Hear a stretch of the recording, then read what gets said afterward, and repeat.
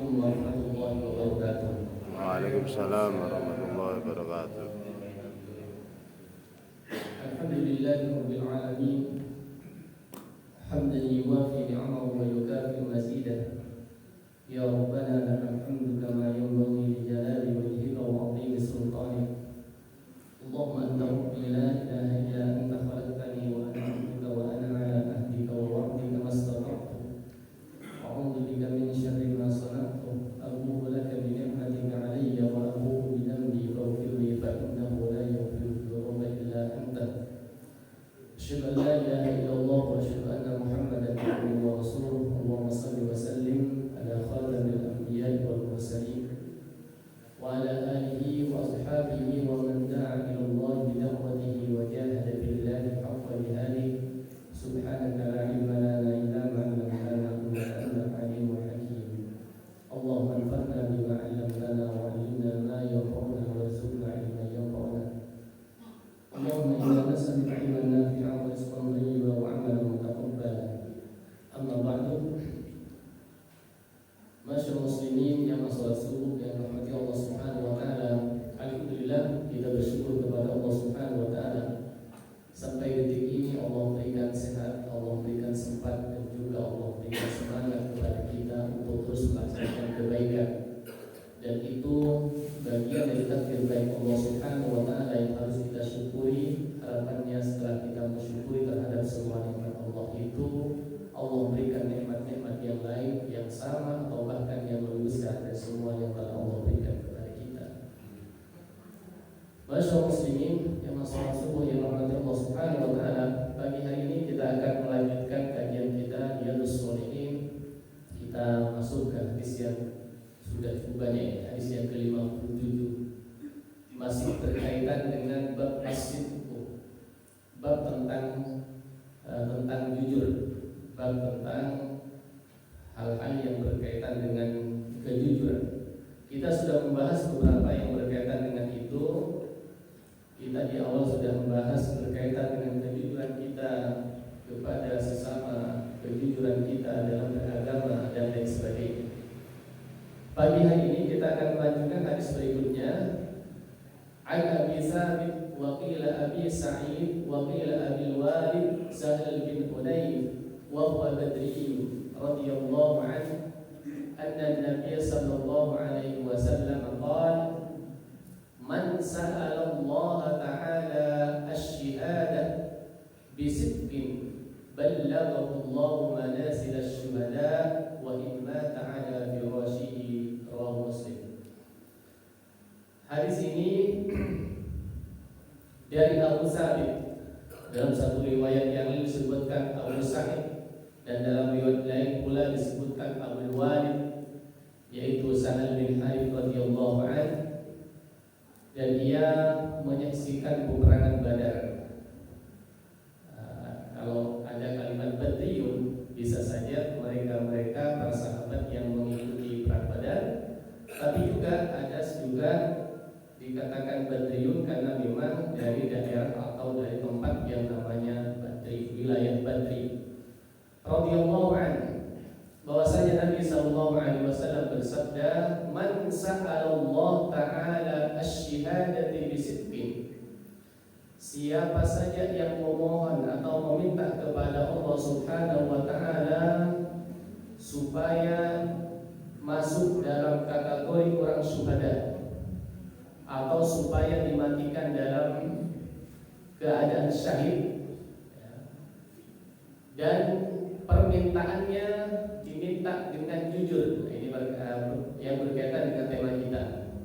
Siapa yang meminta dengan jujur kepada Allah Subhanahu wa taala untuk dimatikan dalam keadaan syahid, ballaghahu Allahu manasil asy-syuhada, maka Allah Subhanahu wa ta'ala akan menyampaikan orang itu ke tingkat orang yang mati syahid. Wa in mata 'ala firashihi, sekalipun orang itu mati di atas tempat tidurnya. Rawahu Muslim. Di sini diriwayatkan oleh Imam Muslim. Masyaallah muslimin, dari hadis ini kita bisa melihat beberapa hal, bahwa ternyata kejujuran itu juga ada pada doa. Jadi ada orang yang meminta kepada Allah dengan permintaan yang jujur. Kalimatnya di sini. Ya. Siapa yang minta kepada Allah untuk dimatikan dalam keadaan syahid dan mintanya dengan jujur, berarti pula bisa dipahami bahwa ada orang yang meminta kepada Allah Subhanahu wa Ta'ala itu dengan tidak jujur.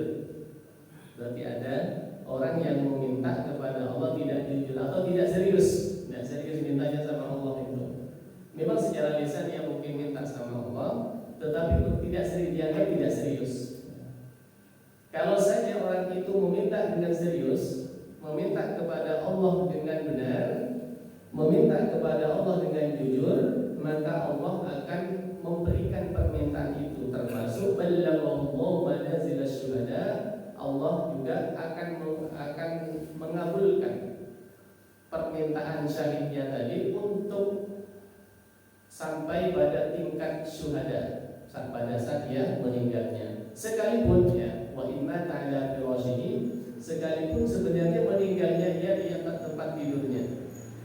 Ya, artinya ia tidak mati dalam keadaan peperangan, tidak mati atau tidak wafat pada saat dia ikut berperang, tapi dia mendapatkan tingkat syuhada karena ia minta kepada Allah dengan jujur.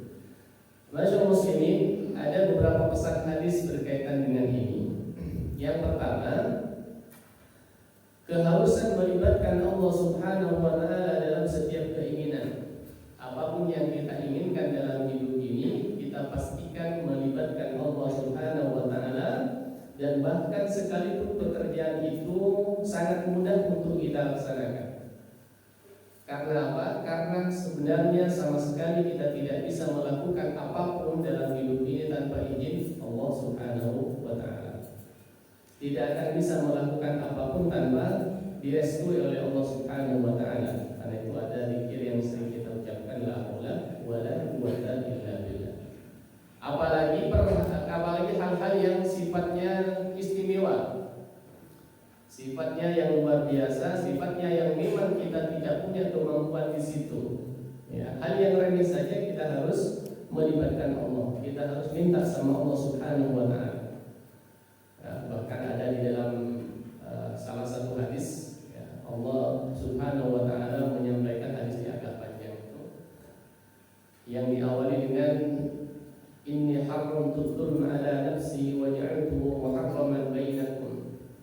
Ada di situ kullukum ja'in, salah satu kalimatnya. Kullukum ja'in, setiap kalian lapar, illa man at'amtuhu, kecuali siapa saja yang mereka aku kasih makan. Fastaqimuni, maka mintalah makan kepadaku, aqikum, maka aku akan beri makan kalian. Persoalan makan saja harus minta sama Allah Subhanahu wa Ta'ala. Padahal makanan itu sudah saya kira kan banyak di rumah ya, banyak di rumah. Mungkin bahkan tersedia, tabungannya juga banyak, kulkasnya penuh dan lain sebagainya. Itu pun masih harus minta sama Allah Subhanahu wa Ta'ala. Kenapa? Karena sebenarnya walaupun sudah ada di depan kita, sudah ada dalam kepemilikan kita, itu belum tentu bisa kita nikmati, belum tentu bisa kita makan, ya, belum tentu bisa kita laksanakan, walaupun sudah jelas-jelas ada di depan kita. Karena itu semuanya hanya karena izin Allah Subhanahu wa Ta'ala. Yang kedua, perlunya mempunyai cita-cita yang mulia. Dalam hidup ini kita harus bercita-cita yang mulia. Ya, kalau dulu para sahabat itu ya cita-citanya luar biasa, itu syahid, ya, syahid. Ya, kita juga begitu. Jadi cita-cita kita tidak saja bernuansa duniawi. Ya, kalau anak-anak kita biasa kalau ditanya mau jadi apa, cita-citanya mau jadi apa? Ada mau jadi dokter, mau jadi guru, mau jadi dosen, mau jadi apa gitu ya.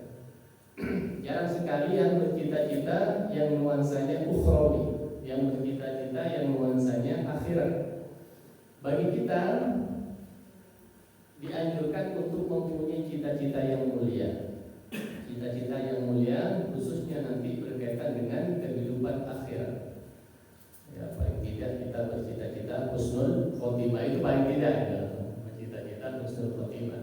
Dengan cita-cita itu, maka orang itu akan melangkah dalam hidupnya untuk bisa tercapai cita-cita itu. Misalnya kita misalnya bercita-cita husnul khotimah, maka dalam pelaksanaan kehidupan kita, dalam menjalankan kehidupan ini akan senantiasa melakukan banyak kebaikan. Karena hanya dengan jalan itulah kita akan bisa mendapatkan yang namanya predikat husnul khotimah itu. Karena biasanya orang itu akan berakhir sesuai dengan yang sering dilakukan dalam hidupnya. Masyaallah muslimin yang dirahmati Allah Subhanahu wa taala, kemudian juga meminta kepada Allah juga dibutuhkan kejujuran. Dibutuhkan kejujuran. Berarti ada orang yang minta kepada Allah Subhanahu wa taala ya hanya sekedar di lisan saja ya. Karena jujur itu ya, jujur dengan hati bukan saja diucapkan secara lisan. Bisa saja kita banyak berdoa kepada Allah Subhanahu wa taala yang kemudian dari doa itu benar-benar terwujud dalam kehidupannya karena memang kita sudah benar-benar berdoa kepada Allah dengan jujur.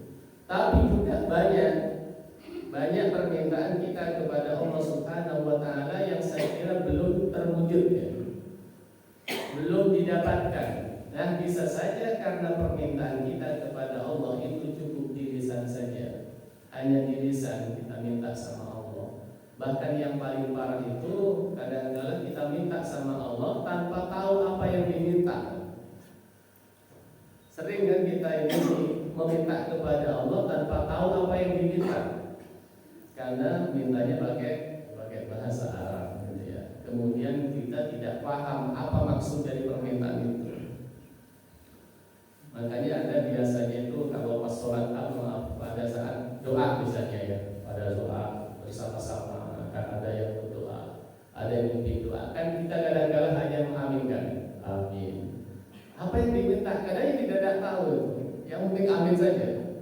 Kenapa? Karena terlalu husnul dan kira-kira pasti ia minta yang baik-baik. Pasti minta yang baik-baik. Tapi persoalan kadang-kadang begini. Yang doa itu, jangan-jangan yang doa itu belum punya anak misalnya. Kemudian diminta itu punya anak. Yang mengaminkan itu sudah punya banyak anak itu. Kemudian dikabulkan kok punya anak lagi. Salah ya berdoa. Salahnya berdoa mengaminkan orang yang minta itu. Atau sebaliknya, ya, atau sebaliknya. Atau yang lain-lain, misalnya yang memimpin doa itu belum punya jodoh. Yang mengaminkan sudah punya. Lah kok bapak anak lagi? Nah, ya dikabulkan doanya itu mengaminkan ya kemarin berdoa itu amin. Yang penting mengaminkan. Kadang-kadang kan tidak paham apa yang diminta oleh yang memimpin doa itu. Karena itu saya pesan kepada yang memimpin doa untuk minta yang umum-umum saja. Kalau memimpinnya mana? Jangan minta yang terlalu khusus. Terlalu khusus. Minta dilunasin hutang, buktinya jamaahnya tak punya hutang. Ya termasuk misalnya minta diberi jodoh. Buktinya jamaahnya sudah berjodoh semuanya. Ya. Minta anak, buktinya jamaahnya sudah pada punya anak semua. Ya kalau dikabulkan nanti jangan salahkan siapa-siapa ya. Jangan salahkan siapa-siapa. Itu salahnya dia sendiri sudah berdoa kepada Allah dan mengaminkannya.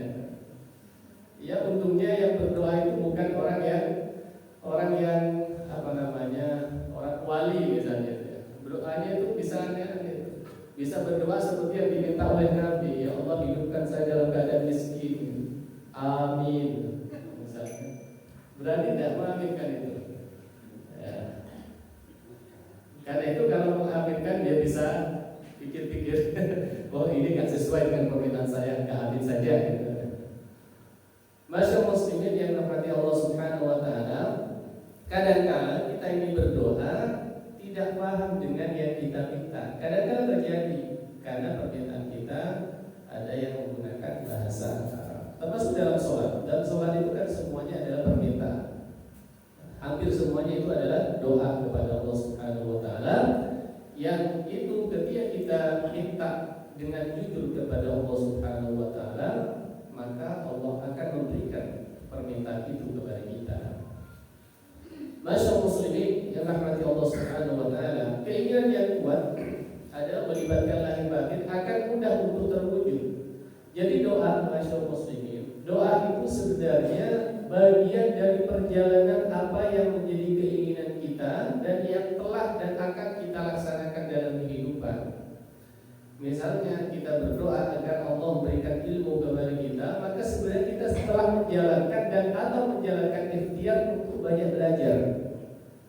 Kalau kita hanya minta sama Allah, ya Allah jadikan berilah tambahan ilmu, tapi nggak mau belajar, ya itu namanya doanya itu tidak jujur. Doanya tidak jujur. Ya Allah berikan kekayaan tapi nggak mau bekerja. Ya, berikan kesuksesan tapi pekerjaannya berpangku tangan, pekerjaannya ngopi. Masyaallah muslimin rahmatullah, karena itu perlu kejujuran dalam kita berdoa. Jujurnya mengawal doa itu dalam ikhtiar kita. Mengawal doa itu dalam ikhtiar kita. Makanya sangat banyak dalam kehidupan ini yang benar-benar terwujud sesuai dengan yang dia ucapkan ketika ucapan itu benar-benar jujur dan masuk dalam hatinya. Misalnya banyak yang kita menyaksikan dalam kehidupan ini, ada orang yang benar-benar berkeinginan untuk misalnya diakhiri atau diwafatkan misalnya ya. Ya jadi ini karena temanya berkaitan dengan syuhada. Ada bercita-cita ingin wafat di 2 kota suci misalnya. Itu ada yang benar-benar terwujud. Mulai awal tidak diberi kemampuan untuk pergi ke tanah suci, tapi detik-detik terakhir hayatnya diberi kemampuan untuk pergi ke sana dan akhirnya wafat, benar-benar wafat di situ. Karena itu, masyaallah muslimin, penting bagi kita untuk punya keinginan yang kuat, khususnya keinginan yang mulia di sisi Allah Subhanahu wa taala. Jika hanya terucap dengan lisan dan tidak diyakini dalam hati, bagian dari ketidakjujuran. Jadi ternyata orang itu berdoa pun perlu jujur. Akhir kehidupan dapat seperti yang dicita-citakan, paling tidak akan mendapatkan nilai seperti yang dicita-citakan itu. Jadi kalau orang itu sudah bercita-cita betul dalam hatinya, maka Allah akan tetap mencatat bahwa orang itu akan bisa melaksanakan itu, sekalipun dalam pelaksanaannya belum melaksanakannya. Sudah punya keinginan betul untuk bisa melaksanakan itu. Insya Allah pernah kita bahas salah satu hadis Nabi ketika Nabi menyampaikan kepada sahabat yang lain di tengah-tengah peperangan itu, Nabi menyampaikan, wahai sahabatku, saat ini ada orang yang tidak ikut di tengah-tengah kita, tapi yang mendapatkan pahala seperti pahala yang kita dapatkan saat ini. Mereka tidak bisa ikut karena keadaan yang tidak memungkinkan. Artinya apa? Ada orang yang tidak ikut partisipasi saat itu, sebenarnya dia punya keinginan kuat untuk ikut. Nah itu sudah dicatat di sisi Allah Subhanahu wa taala. Itu yang namanya punya niat. Niat itu memang sudah punya keinginan betul, tapi keadaan tidak memungkinkan sehingga dia tidak bisa mengikutinya. Karena itu bisa saja hari ini ada mereka tidak ikut sholat subuh. Mungkin saat ini ada tidak ikut taklim, tapi mereka dapat pahala dari itu semua. Bisa saja ada punya keinginan, tapi karena misal kondisinya sakit tidak memungkinkan hadir, maka ia tetap bisa mendapatkan pahala itu. Tapi kalau dalam hidupnya memang tidak pernah berkeinginan itu, hanya pada saat sakit saja, misalnya, waduh saya ingin ikut, ternyata mulai dulu nggak pernah ikut misalnya, ya itu beda ceritanya. Itu biasanya penyesalan orang yang sedang diuji. Sama dengan kita misalnya awalnya ngajinya jarang-jarang misalnya ya. Kemudian diberi sakit mata misalnya. Biasanya kan orang kita mengatakan, coba saya sakit mata, saya bisa ngaji dengan enak, saya bisa ngaji 1 juz dalam sehari, sekian lembar dalam sehari. Padahal pada saat sehatnya jarang ngaji. Biasanya itu ucapan-ucapan orang yang sedang menyesali. Masyaallah muslimin rahmatullah. Tapi itu lebih baik daripada mengucapkan yang lain. Misalnya seandainya mata saya sehat kan saya masih bisa Facebookan tiap hari. Nah ini beda lagi. Masyaallah muslimin rahimakumullah. Karena itulah cita-cita atau keinginan baik yang ada, yang khususnya yang itu sangat mulia di sisi Allah Subhanahu wa taala, kita upayakan ada di dalam diri kita untuk menjadi cita-cita. Kita lanjutkan hadis berikutnya. Hadis ini agak panjang. An Abi Hurairah radhiyallahu anhu qala Rasulullah sallallahu alaihi wasallam ghaza nabiyyun min al-anbiya sallallahu alaihi wasallam wa qala liqaumihi la yatba'ni rajulun malak qut'atin wa huwa yuridu an yabni biha wa lamma yabni biha wa la ahadun bana buyutan lam yarfa' suququha wa la ahadun ishtara ghanaman aw khalafatin wa huwa yantadiru awladaha. Ini hadisnya agak panjang, di bagian dari hadis dari awal hadis. Wazan qala Rasul sallallahu alaihi wasallam, Rasul pernah bersabda, wazan nabiyyun minal anbiya sallallahu wasallamuhu. Ini menceritakan tentang kisah para nabi sebelum Nabi Muhammad sallallahu alaihi wasallam. Nabi Muhammad menceritakan kisah nabi sebelumnya. Yang mereka mengatakan faqala liqaumihi, yang menyampaikan kepada kaumnya, la yatba'ni rajulun malaka amra'atin wa huwa yuridu an yabniya biha wa lamma yabni biha wa la ahadun bana buyutan lam yarfa' suququha wa la ahadun ishtara ghanaman aw halafatin wa huwa yantadi awladaha. Jangan mengikuti aku. Artinya yang menyampaikan ini Baza mau melakukan peperangan. Dia menyampaikan jangan ikut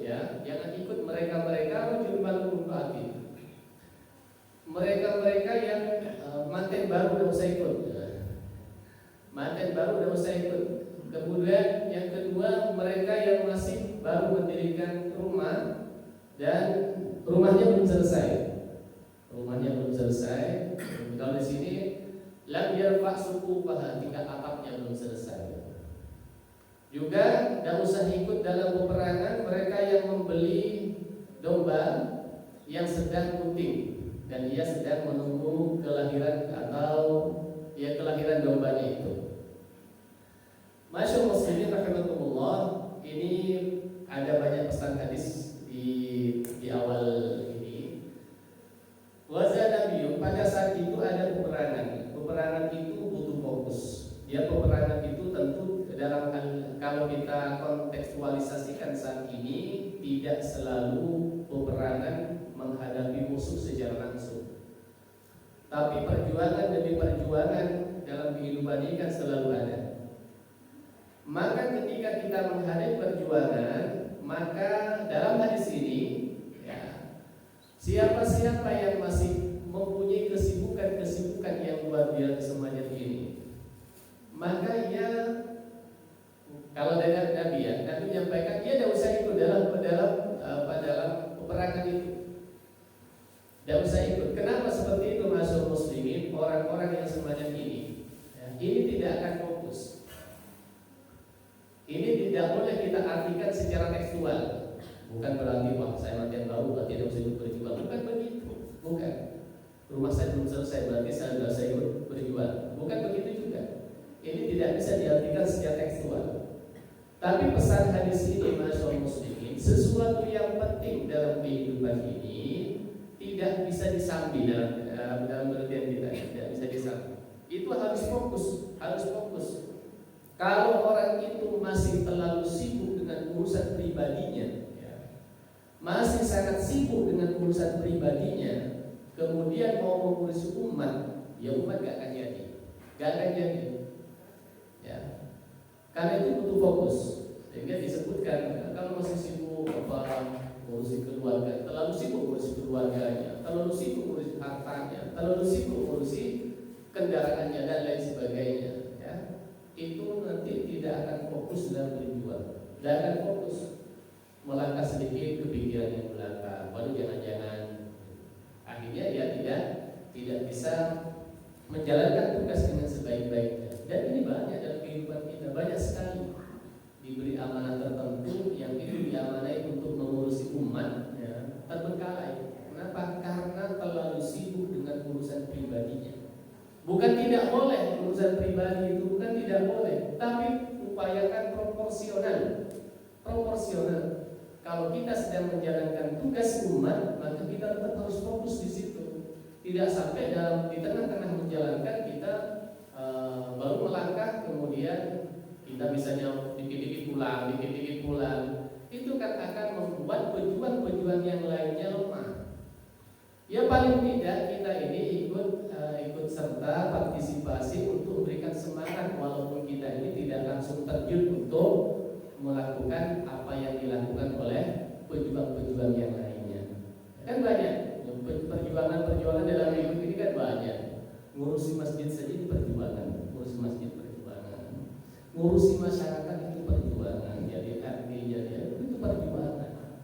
Nah, kalau jadi RT masih sangat sibuk dengan urus pribadi kan jadi RT yang enggak jadi. Ya banyak pengurusnya di situ, banyak pengurusnya, tapi berapa orang yang benar-benar bisa mengurusi? Kadang-kadang pengurus harus diurusi juga. Banyak sibuk dengan pengurusnya sendiri. Pengurus mengurusi pengurus ya, enggak jadi ngurusi umat, enggak jadi ngurusi umat. Masya muslimin yang dimulai Allah Subhanahu Wa Taala. Saya lanjutkan hadisnya dulu. Ini banyak pesan-pesan hadis. Oke. Saya lanjutkan. Bahwa saya badana min al-qaryati salatil asri aw qariban min dari. Kemudian Nabi itu lalu berperang, kemudian mendekati satu desa pada waktu sholat asar atau sudah dekat, ya, al-qariban min dari. Faqala lisyamsi, kemudian dia berkata kepada matahari, innaki ma'murun wa ana ma'murun. Wahai matahari, engkau ini diperintah dan aku juga diperintah. Kalau Nabi boleh ngomong ini, kalau kita ini percuma kira-kira bilang begitu. Dia mengatakan kepada matahari, Allahumma asbah alaina fa'ubasat hatta fataha Allahu alaina. Ia menyampaikan kepada matahari, engkau diperintah, aku juga diperintah.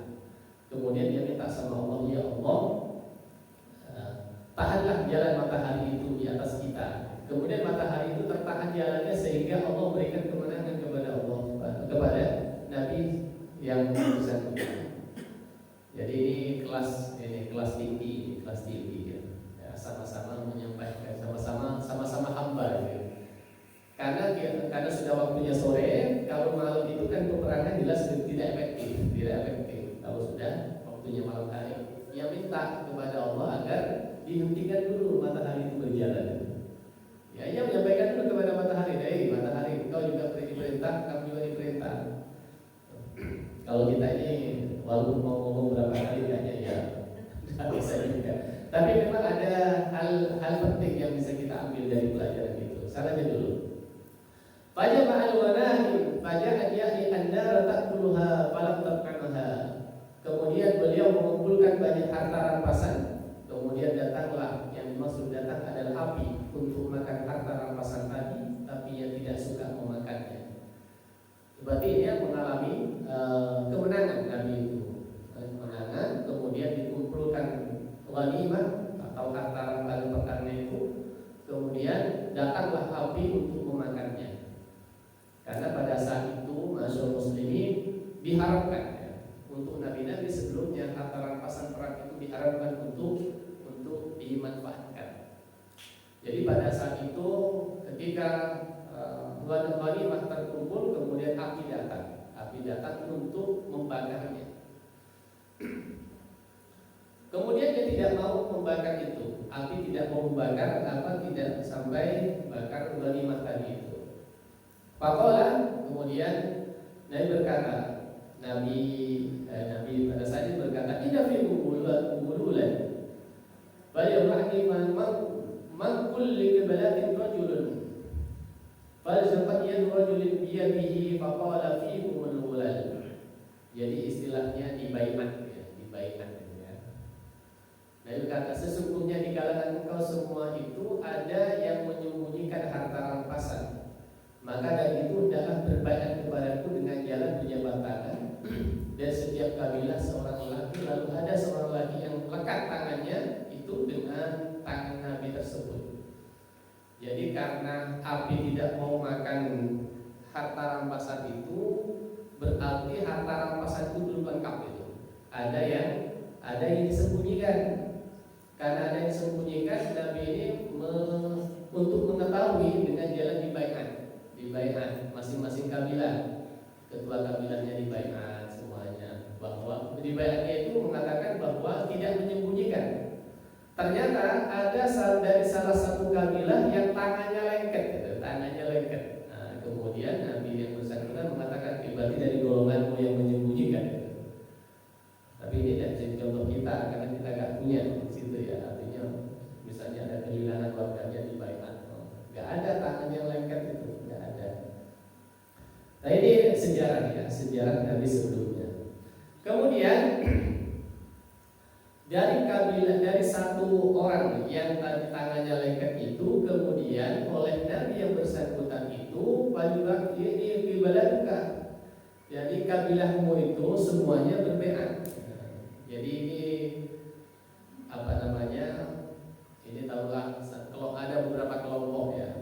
Ketua kelompoknya setelah terdeteksi adik ketuanya itu, nah di kelompok itu kemudian dari masing-masing orang di baiat. Siapa sebenarnya yang telah melakukan kecurangan? Ya ini. Yang artinya ada sesungguhnya di kalangan kabilahmu itu ada yang menyembunyikan harta rampasan. Oleh sebab itu hendaklah seluruh orang dari kabilahmu itu memberikan pembaiatan kepadaku. Nabi lalu berkata lagi, nah sesungguhnya di kalangan kabilahmu itu ada yang menyembunyikan harta rampasan. Ya. Kemudian ada sekitar 2 sampai 3 tangan yang lengket dari kabilah itu. Artinya memang ada beberapa orang yang tidak jujur dalam masalah harta rampasan tadi. Kemudian setelah terdeteksi, kemudian dikembalikanlah. Baja ubiyok sin misdarok sin dafaratin midan dahar awada'aha baja'atun dan fa'akalaha.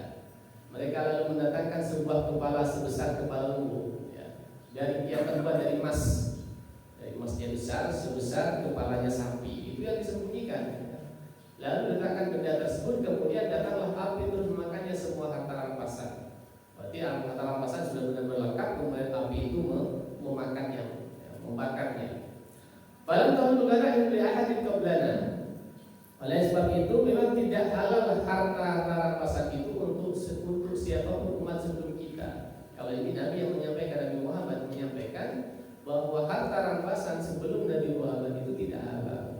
Semuanya harus dihilangkan, harus dimusnahkan. Summa halallahu lana al-ghanaim, dan Allah Subhanahu wa taala menghalalkan saat ini, ya, Nabi menyampaikan kepada sahabat.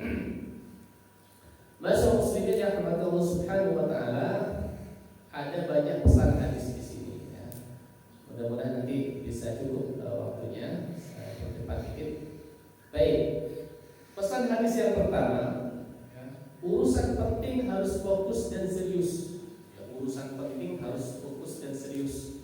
Tidak bisa urusan penting itu disamping. Maka ketika urusan penting itu tidak fokus, biasanya urusannya tidak akan tuntas dan tidak selesai.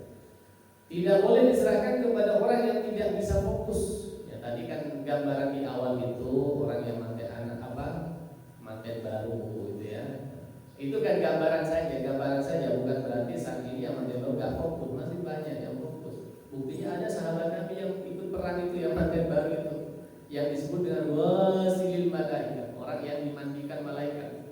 Dan ternyata manten baru kemudian ada serban berperang, ia kemudian berangkat berperang itu tanpa mandi terlebih dahulu. Sedang dia belum mandi, kemudian gugur di medan pertempuran. Ternyata setelah ditemukan ia sudah di sekitarnya itu basah. Ternyata disebut dengan wasilil malaikat, ia yang dimandikan oleh malaikat. Jadi masih bisa fokus, termasuk orang yang sedang rumahnya nggak selesai, apalagi saat ini rumahnya nggak pernah selesai orang saat ini, gitu ya. Jangan sampai jadi alasan. Kan ada hadisnya, berarti saya nggak boleh jadi pengurus apapun karena rumah belum selesai. Rumahnya nggak selesai itu, atapnya selesai, belakangnya direnovasi, nggak pernah selesai. Kemudian kemenangan akan berpihak kepada orang yang fokus dan serius. Itu kenapa perlu fokus, kenapa perlu serius? Karena kemenangan akan berpihak buat situ. Kalau saat ini umat Islam misalnya dikatakan belum mengalami kemenangan, karena umat Islam banyak nggak serius. Kalau kita menangani sesuatu kok belum berhasil, karena penanganannya nggak serius. Intinya nggak serius saja, nggak serius dan nggak fokus. Karena kalau kita mengurusi sesuatu dengan fokus dan serius, Dan mereka-mereka yang mengungsi di situ memang fokus dan serius, insya Allah berhasil. Jadi gampang untuk mengatakan bahwa penyebabnya, untuk diketahui penyebabnya sesuatu tidak berhasil atau berhasilnya ada pada keseriusan atau tidak orang itu. Mukjizat datang saat dibutuhkan. Artinya masya Allah kebantuan Allah Subhanahu Wa Taala akan datang kepada orang-orang yang serius. Orang yang serius akan Allah turun tangan istilahnya, akan membantu orang ketika seseorang itu melakukan dengan fokus dan serius. Nabi pun tidak tahu perkara gaib, mengetahui melalui wahyu. Tadi Nabi, masya Allah muslimin rahimahumullah, persoalan-persoalan yang gaib, Nabi pun tidak tahu kecuali Allah beritahu. Kalau Allah beritahu baru tahu. Apalagi kita, dia tidak tahu. Makanya sangat besar dosanya ketika kita misalnya ke dukun. Kenapa? Dukun itu sok tahu. Padahal sama-sama tidak tahu masalah gaib, sama-sama tidak tahu. Ya. Dan karena saat ini kan sudah banyak orang-orang yang melakukan hal yang semacam itu, seakan-akan orang itu mengetahui masa depannya, yaitu dusta. Masa muslimin rahimahumullah, di samping ada orang yang bersungguh-sungguh, selalu ada orang yang memanfaatkan kesempatan di tengah kesempitan. Tadi itu yang lainnya berjuang untuk kemenangan. Ternyata ada di sela-sela mereka itu yang punya keinginan tertentu, ternyata itu ada maksud tertentu dengan berjuang. Dia menyembunyikan itu. Ya. Dalam perjalanan kehidupan kita juga begitu. Kenapa Nabi menyampaikan kisah-kisah semacam ini? Karena secara umum perjalanan kehidupan umat akan selalu ada kasus-kasus yang mirip semacam ini. Akan ada kasus-kasus semacam ini. Kemudian juga begitu. Di samping ada orang iffah, selalu saja ada orang yang rakus dengan dunia di tengah-tengah perjuangan. Yang lainnya berdarah dan berkeringat-keringat, ternyata ada yang mau memanfaatkan keringatnya orang itu ada. Ya, dalam perjuangan begitu. Karena itulah dengan mengetahui kisah semacam ini, misalnya dalam perjuangan kita ada misalnya ada 1-2 orang yang tidak sejalan, ya, kita tinggal kisah ini. Oh ternyata memang ada dalam kehidupan ini semacam itu. Ya, untuk dibuat steril dalam kehidupan ini sesuai dengan dengan keinginan, ya, dengan keinginan yang murni itu memang agak sulit. Karena itu kisah-kisah semacam ini penting untuk menyadarkan kita sehingga kita ini tidak sampai stres. Kita ini kalau terlalu idealis stres, karena dalam kehidupan ini memang sulit untuk idealis sulit, ya. Nah, biar gak stres dihibur dengan adanya kisah-kisah semacam ini. Oh iya, memang ada sih orang-orang yang semacam itu sejak dahulu kala. Masya muslim, di samping ada orang yang serius dalam berjuang, selalu saja ada orang tidak serius di dalamnya. Ada yang tidak serius, apa adanya itu ada. Yang banyak alasan itu banyak, ya. Banyak alasan kan, diajak berjuang, alasannya ini dan itu, sama si sibuk ini dan itu. Akhirnya apa yang terjadi? Ya, yang terjadi akhirnya dia tidak bisa melaksanakan banyak hal, atau bahkan tidak bisa melaksanakan apapun dalam perjuangan itu karena terlalu sibuk dengan urusannya sendiri-sendiri. Jadi umat ini kalau masih sibuk dengan urusan sendiri-sendiri, maka tidak bisa berbuat banyak. Kemudian juga akan selalu ada orang yang menghalalkan dengan berbagai macam cara. Ya, ini akan selalu ada dan kehidupan kita ada saja. Menghalalkan, yang penting tujuannya tercapai, entah caranya bagaimana, itu ada saja. Seperti tadi itu, ghanimah itu kan haram gitu dulu itu dia diambil. Ternyata masih ada beberapa orang yang mengambilnya. Nah, ini dalam kehidupan ini ada, ya. Harta adalah yang sering menjadi alasan. Nah, ini artinya yang sering jadi alasan itu, ya, ada orang yang mengatakan memang dunia ini hijau, ya. Harta itu hijau, yang selalu tertarik dan menarik untuk menjadi rebutan dalam kehidupan ini. Dia tidak terlalu jauh dari sini. Persoalan kehidupan masyarakat tidak terlalu jauh dari harta. Entah nanti jabatan dan sebagainya, ujung-ujungnya yang harta. Di keluarga juga kadang-kadang yang menjadi persoalan adalah harta. Sekalipun tidak baik tetap akan sekalipun tidak baik tetap akan ada ya, ya.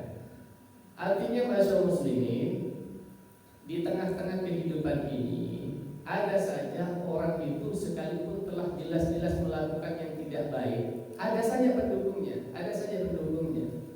Dan itu kan kolaborasi itu beberapa orang itu yang sampai menyembunyikan emas, itu menyembunyikan harta, kan beberapa orang itu. Padahal jelas itu pasti tahu itu bahwa itu tidak benar, tapi tetap saja didukung oleh beberapa yang mempunyai kepentingan yang sama. Dalam kehidupan kita juga banyak semacam itu. Sudah jelas-jelas salah kok masih banyak pendukungnya. Ya sudah, kehidupan semacam ini. Ya kita ini sekali lagi tidak akan terlalu stres dalam memikirkan, karena perjalanan hidup semacam itu. Mungkin pikiran kita atau pikiran kita, orang itu harus selalu semuanya membela kebenaran. Dalam perjalanan kehidupan tidak selalu. Ya. Siapa yang tidak tahu kalau Abu Jahal, Abu Lahab itu orang yang jahat? Siapa yang tidak tahu? Orang dia tahu, ya. Masyarakat saat itu tahu. Tapi ternyata masih banyak pendukung masih banyak. Masyarakat muslim rahimahullah, umat terdahulu ketika melakukan kesalahan langsung ditunjukkan kesalahannya. Inilah salah satu rahmat yang luar biasa pada kita, Bapak Ibu. Kita ini dalam keadaan selalu aman. Melakukan kesalahan tidak langsung Allah tunjukkan kesalahan kita. Allah masih menunggu kapan detik-detik taubatnya kita. Kalau umat terdahulu langsung ditegur, langsung diingatkan, ini salah, langsung ditampakkan di depan orang lain. Langsung saat itu bahkan mendapatkan hukuman pada saat yang bersamaan. Umat sebelumnya semacam itu. Ya. Kalau kita kan enggak, sejahat apapun saat ini manusia, ya, sejahat apapun, melakukan pelanggaran seperti apapun, tetap aja dipelihara. Masih tetap dipelihara. Kenapa? Inilah salah satu rahmat Allah. Masih ditunggu masa-masa taubatnya, masih ditunggu masa-masa baiknya oleh Allah Subhanahu wa Ta'ala untuk umat Nabi Muhammad ini luar biasa. Ya semuanya masuk umat Nabi Muhammad SAW yang hidup saat ini, yang tentunya mereka telah bersahadat setelah, walaupun dalam kehidupannya telah bersahadat, ada saja yang ya banyaklah yang di luar ketentuan syahadat itu dilakukan, tapi tidak langsung ditampakkan bahwasanya orang itu bersalah saat ini, tidak langsung ditampakkan. Ini juga penting bagi kita, Bapak Ibu rahimahullah, agar kita ini tidak selalu mudah memvonis orang atau menjustifikasi orang saat ini seakan-akan yang nampak saat ini untuk seterusnya ia melakukan seperti itu tidak boleh. Tetap kita optimis, tetap kita berbaik sangka kepada Allah bahwa misalnya ada orang kurang baik saat ini, kita bisa punya pikiran yang baik masih kepada Allah bahwa bisa saja orang itu bulan depan dijadikan orang yang insaf. Tahun depan bisa jadi orang yang bertaubat kepada Allah Subhanahu wa Ta'ala. Dan perjalanan sejarah menunjukkan banyak semacam itu. Siapa yang tidak tahu sahabat Umar bin Khattab? Itu orang yang sangat, sebelum masuk Islam orang yang luar biasa kejam, tapi luar biasa setelah masuk Islam luar biasa, sampai dijadikan sebagai salah satu sahabat yang dijamin langsung masuk surga tanpa hisab. Luar biasa. Baik, umat saat ini ditutup keburukannya dan tidak ditampakkan secara langsung. Itu kita berterima kasih, kita bersyukur kita hidup di zaman Nabi Muhammad, sehingga kesalahan pun masih tidak langsung ditampakkan. Aib-aib kita masih banyak yang ditutupi. Ya tetap kita berharap agar ada peluang untuk diampuni dosa-dosa kita. Sebagian yang berbuat yang imbasnya akan ditanggung semuanya. Bapak Ibu, tadi itu yang berbuat kan hanya 2 atau 3 orang yang berbuat kesalahan, 2 sampai 3 orang. Tapi akibatnya kena semua. Yang berjuang mati-matian juga kena. Sampai harta rampasan itu tidak termakan api. Itu kan cirinya kalau diterima kan termakan oleh api itu. Ternyata tidak termakan api gara-gara perbuatan 2 sampai 3 orang yang saat itu. Dalam kehidupan kita juga begitu, Bapak Ibu. Kita ini terlibat dalam apapun, jangan dikira ketika kita berbuat seakan-akan hanya untuk diri kita sendiri, tapi akibatnya untuk umat itu yang harus kita pikirkan. Kadang-kadang orang hanya berpikir untuk dirinya sendiri. Saya nggak usah hadir. Misalnya diundang misalnya, saya nggak usah hadir. Nanti akan akibatnya hanya saya sendiri. Itu kalau kita berpikir sepintas kadang begitu. Padahal ketika ketidakhadiran kita, orang lain melihat bahwa kita tidak hadir, orang lain pada ikut-ikutan semua nggak hadir seperti kita, apa jadinya?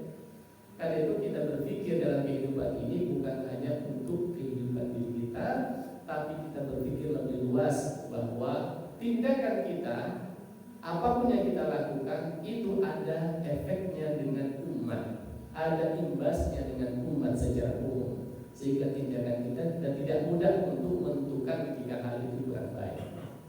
Baik, saya kira itu Bapak Ibu rahimakumullah yang bisa kita bahas di pagi hari ini.